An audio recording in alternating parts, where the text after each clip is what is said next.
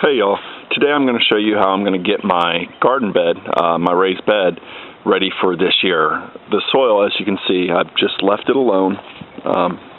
Haven't really done anything to it.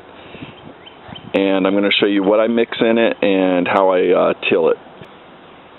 First, what I'm going to do is, there's a lot of little pine straw and little involuntary plants grown in it, and I'm just going to clear it up. So I'm just going to try to take it, and I don't like a lot of the pine straw in here.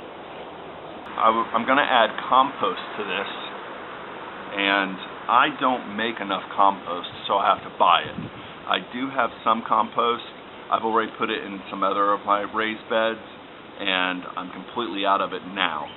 So I'm going to use my just cow manure and organic compost that I got from the store.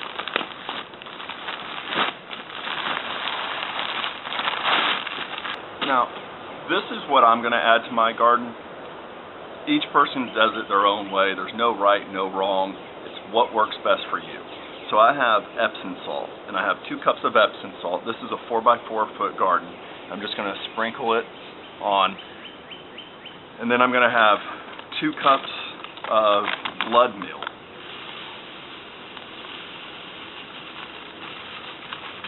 Or a little more. And then 2 cups of bone meal.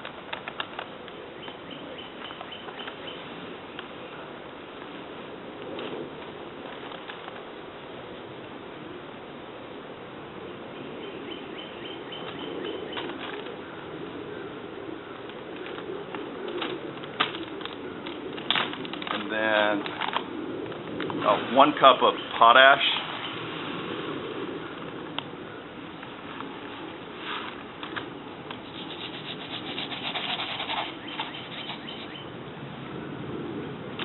And then 1 cup of phosphate.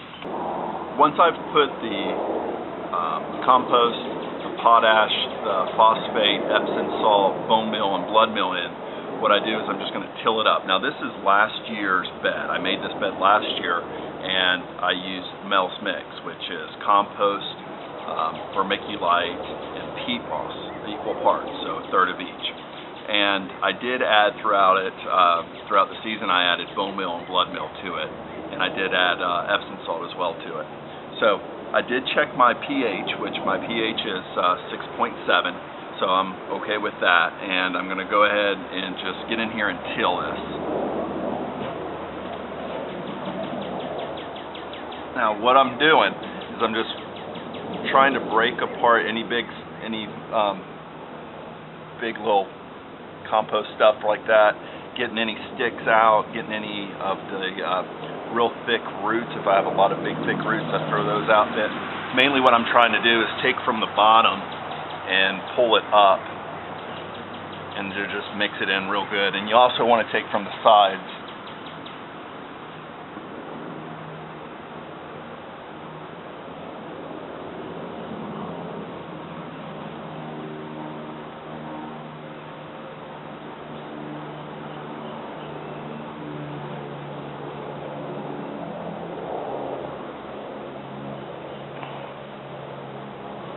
It's a little bit of a workout, and it does take a few minutes.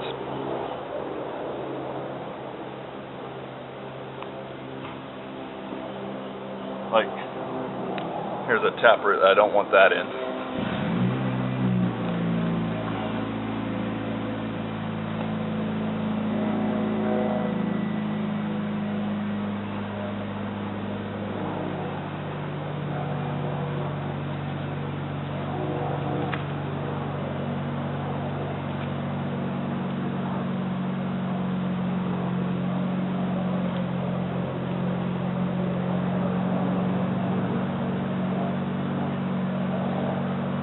Basically, again, what I'm trying to do is just pull from the sides of the box, and just mix it in as good as I can.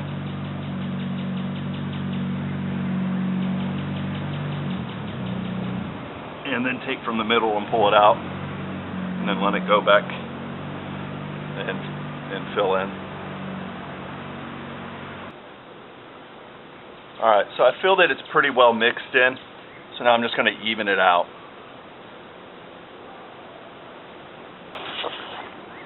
Alright.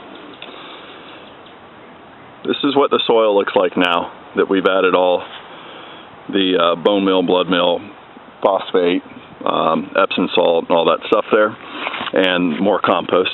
And as you can see, it's really, really light. What I use to grid my system is mason, just mason line. And of course you're going to need a knife or something to cut it with. And I use a staple gun. And I have it marked off because I did use the staples for last year. I just have some needle nose pliers where I'll pull out the old staples. So I tie a knot at the end of the first line. And then I've already measured this out, so I know it's 12 inches here. So I'm going to put that here. Take my staple gun.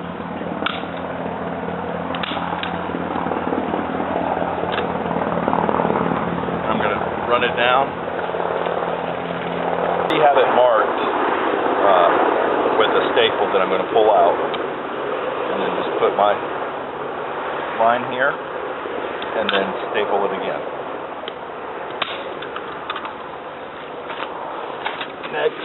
Next I come over here and again pull the old staples out. It's 12 inches from here.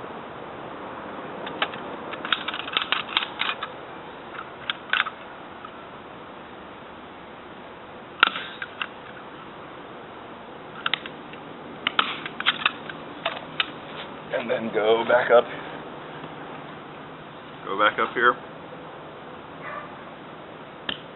So here's where it gets different. I don't want to cut this line just because it's easier not to.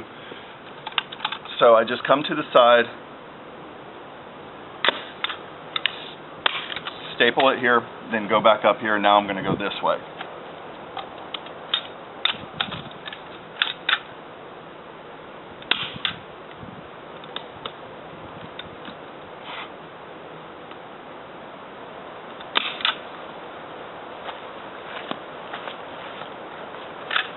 When I go this way, I always go over one, under, and then over.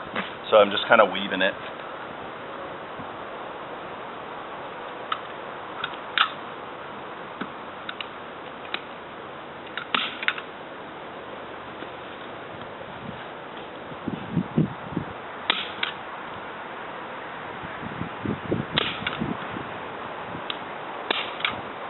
And then on the next one, since this is over, I'm going to go under, over, and under. It's just how I do it. It really doesn't matter.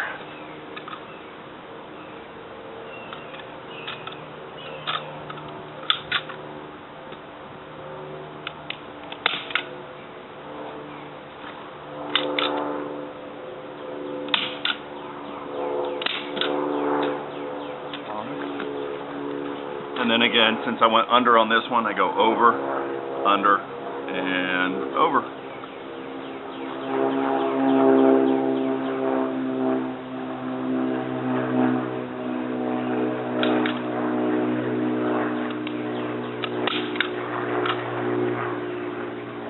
Then on this last one, what I want to do is just cut the line and then tie a little knot.